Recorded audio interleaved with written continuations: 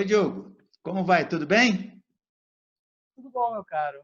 Agradeço a oportunidade de estar mais uma vez aqui, nesse bate-papo sobre ironia. Eu que agradeço a disponibilidade. Deixa eu tomar uma água aqui sem interferir no som, porque toda vez que eu mexo aqui interfere no som. Fala uma coisa, Diogo. Ah, o que é ironia? A diferenciação de ironia, porque você vive falando que o discurso de Cristo era repleto de ironia. Eu preciso deixar isso claro, assim, o que é para você o conceito de ironia, mas de uma forma que a gente possa entender claramente no discurso de Cristo. Então, aí a gente tem que também entender como Kierkegaard vai entender ironia e como isso está ligado à maneira como ele entende a ironia socrática e a ironia no cristianismo. Tá? Primeiro, a gente, sendo muito resumido, simplificando muito a noção de ironia, em Kierkegaard, a ironia é a diferença entre o real e o ideal, ou a diferença entre aquilo que eu falo e aquilo que você entende. Tá? Veja bem, a ironia é a diferença entre uma coisa e outra. Por conta disso, ela é negação, ela é espanto diante de alguma coisa, certo? É aquele momento onde eu me espanto diante de um determinado fenômeno ou realidade, onde eu não tenho ou não consigo ter uma posição definida. E onde está o espanto no discurso de Cristo? Então, Cristo ele é espanto porque ele é contradição. Ele é motivo de escândalo a gregos e judeus. E enquanto escândalo, ele se torna ele mesmo o objeto irônico por excelência. Não só por isso, o Kierkegaard ele enfatiza muito nesse contexto, no contexto do Cristo, como o mistério, a partir do mistério da encarnação, né? Que é justamente o Deus que mergulha no tempo. E enquanto Deus, que é a eternidade, mergulha no tempo, esse mergulho essa relação entre eternidade e tempo justifica a contradição. Cristo se torna a contradição com o mundo. E nesse movimento de contradição, ele vai espantando, ou sendo objeto de espanto de tudo e de todos. Aí, aí, quando, está, por exemplo, aí está a ironia. Exatamente. Aí está a Sob a ironia perspectiva de Kierkegaard. de Kierkegaard. E aí você só tem dois caminhos quando você se espanta, quando você se depara com o paradoxo, quando você se depara com o escândalo. Você só tem dois caminhos. Escandaliza-te ou crê. É essa posição que o Kierkegaard defende. Ou Olha, permanece... eu estou buscando vários pontos de vistas para entrevistar no meu canal, em relação à filosofia e à teologia e outras coisas aí. E eu procurei, fiz uma busca na internet para conversar com alguns judeus. E o que eu encontrei, assim, interessante, encontrei vários judeus que negam completamente, veementemente, mas veementemente a existência do Cristo histórico. Eles negam. Quer dizer, estão no espanto até agora, né?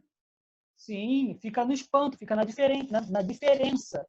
E aí você ou se escandaliza ou crê. É esse o grande ensinamento do cristianismo. Só que o Kierkegaard vai além dessa diferença, entre a diferença entre o escândalo e a fé. Existe um movimento, existe uma tarefa, existe uma progressão, existe um trabalho que começa no escândalo, onde todos nós nos escandalizamos com Cristo. Todos nós nos escandalizamos. Só que ou eu permaneço no escândalo, ou eu vou progredindo em direção à fé. Isso exige trabalho existencial. trabalho interior.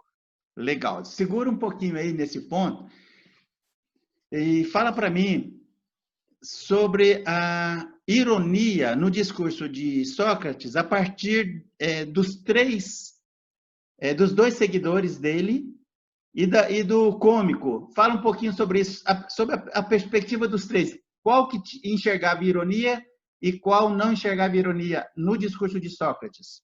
Então, o Kierkegaard, né, na tese dele de doutorado, ele vai fazer uma análise combinatória dos três grandes intérpretes sobre essa imagem socrática que escandaliza, que escandaliza a todos, né, toda a Grécia, e ele vai avaliar como cada uma desses personagens entendem essa figura, né, a figura socrática, e principalmente a ironia.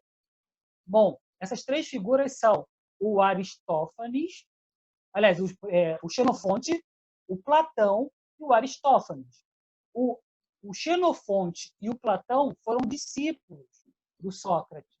O Aristófanes, por outro lado, foi um comediante grego contemporâneo do Sócrates, que escreveu uma peça, uma comédia chamada As Nuvens, zombando dele. O Kierkegaard faz uma comparação entre essas três imagens, né?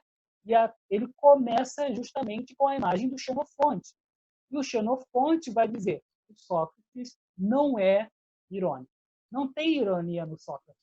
Por quê? Porque para o Xenofonte, ou a imagem que o Xenofonte tem do Sócrates, é que o Sócrates ele é, na verdade, um homem virtuoso, um professor de moral aos jovens e um devoto aos deuses. Ora, mas o Sócrates foi condenado e morto justamente por ser condenado, né, como corruptor da juventude e de impiedade aos deuses. O Kierkegaard percebe isso e vai dizer, bom, tem alguma coisa errada. Ou o Sócrates não foi condenado por isso, ou o Xenofonte está criando uma imagem ideal do Sócrates que é puramente literária, ou até mesmo mentirosa. Então, para o Kierkegaard, a imagem do Xenofonte é a mais estranha dos três. Vai dizer, olha, quando ele tira o compromisso da ironia do Sócrates, o Sócrates criado por ele é muito estranho, muito esquisito. E aí ele joga de lado essa imagem. Depois ele vai avaliar a imagem do Platão, a imagem que o Platão cria do Sócrates. E aí, na imagem que o Platão cria do Sócrates, ele vai dizer o seguinte, que o Platão tem um aspecto bacana, um aspecto interessante, e um outro aspecto que não é tão interessante assim. Um aspecto do Platão que vai ser motivo de elogio para o Kierkegaard é que, em Platão, o Sócrates de Platão possui subjetividade, possui vida interior, ele possui reflexão. E a reflexão, a vida interior, é o elemento fundamental para a filosofia. Não existe filosofia sem vida interior. Não existe filosofia sem reflexão. A crítica que o Kierkegaard vai fazer é que o aspecto ideal que o Platão promove, essa reflexão, essa interioridade que é promovida por Platão, ele sai do mundo empírico para o mundo ideal, só que ele não volta para a realidade. Então, ele promete o conceito, olha, existe um conceito ideal de justiça, de amor, de beleza, só que você sai da realidade e não volta para ela. E aí o que acontece? Você promete o conceito e você acaba na aporia. Ou seja, você não termina, você não conclui aquela ideia. É isso que gera uma certa frustração do leitor em muitas das obras do Platão. Não em todas elas, evidentemente, mas em muitas obras do Platão, você vai ler, por exemplo, a República, onde se pergunta o que é justiça, e você termina o livro e você não sabe o que é justiça. Você sabe o que justiça não é, mas você não sabe o que a justiça é. E Platão... Então, a ironia do Platão ela é apenas um meio para a maiêutica. Ela é superada por um outro elemento, que é a maiêutica. A função da ironia em Platão é desestabilizar, é tirar as verdades superficiais concebidas pelo interlocutor para que, sem essas verdades, o indivíduo fosse apto a construir verdades mais sólidas e firmes.